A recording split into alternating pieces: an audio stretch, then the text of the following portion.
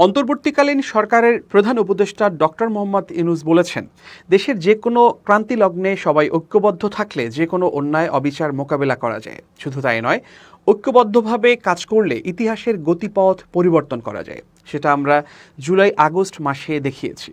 রাজধানীর সোনারগাঁও হোটেলে centre for governance studies CGS আয়োজিত 3 দিনব্যাপী বে অব বেঙ্গল কনভারসেশনের উদ্বোধনী অনুষ্ঠানে তিনি এসব কথা বলেন। সম্মেলনে দেশ বিদেশের 800 প্রতিনিধি অংশগ্রহণ করবে। নোবেলজয়ী ডক্টর মোহাম্মদ ইউনূস বলেন, কোনো অন্যায় দোষ না করেও এদেশের মানুষ কঠোর শাস্তির মুখোমুখি হয়েছে।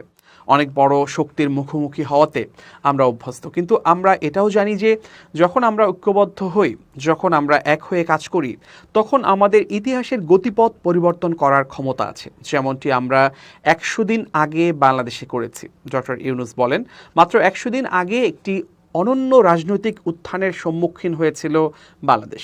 গত 16 বছর ধরে চলা একটি ফ্যাসিবাদী শাসনের পতন ঘটিয়েছে ছাত্ররা।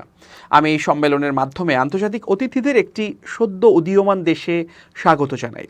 জুলাই বিপ্লবে প্রায় 1500 ছাত্র জনতা নিহত হয়েছেন এবং প্রায় 20,000 আহত হয়েছে উল্লেখ করে ডক্টর ইউনূস বলেন, এই সম্মেলনের মাধ্যমে আমরা তাদের সকলকে শ্রদ্ধা জানাই, যারা তাদের জীবন উৎসর্গ করেছেন, যারা সারা জীবনের জন্য তাদের অঙ্গ প্রত্যঙ্গ, চোখ এবং অনেক শারীরিক সক্ষমতা হারিয়েছে। তাদের প্রতি সমবেদনা জানাই। বে অব বেঙ্গল কনভারসেশনের উদ্বোধনী করতে পেরে নিজেকে সৌভাগ্যবান মনে করছি। এই সময়ে এ ধরনের এই সমাবেশের আয়োজন করার জন্য সেন্টার ফর গভর্নেন্স স্টাডিজকে ধন্যবাদ জানাই। এই সম্মেলন মনের মিলনের চেয়েও বেশি। এর মাধ্যমে অনেক কিছু নিজেদের মধ্যে ভাগ করা যাবে।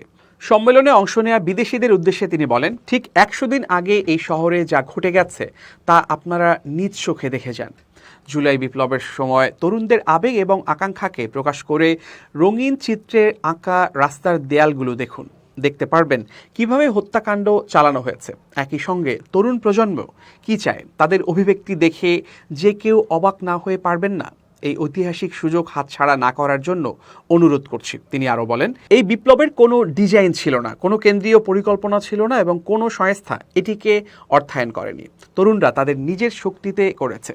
সিজিএসের নির্বাহী পরিচালক জিল্লুর রহমানের সঞ্চালনায় অনুষ্ঠানে বাংলাদেশে নিযুক্ত সাবেক মার্কিন রাষ্ট্রদূত পিটার হাস সহ বিভিন্ন দেশ থেকে আগত অতিথিরা বক্তব্য রাখেন।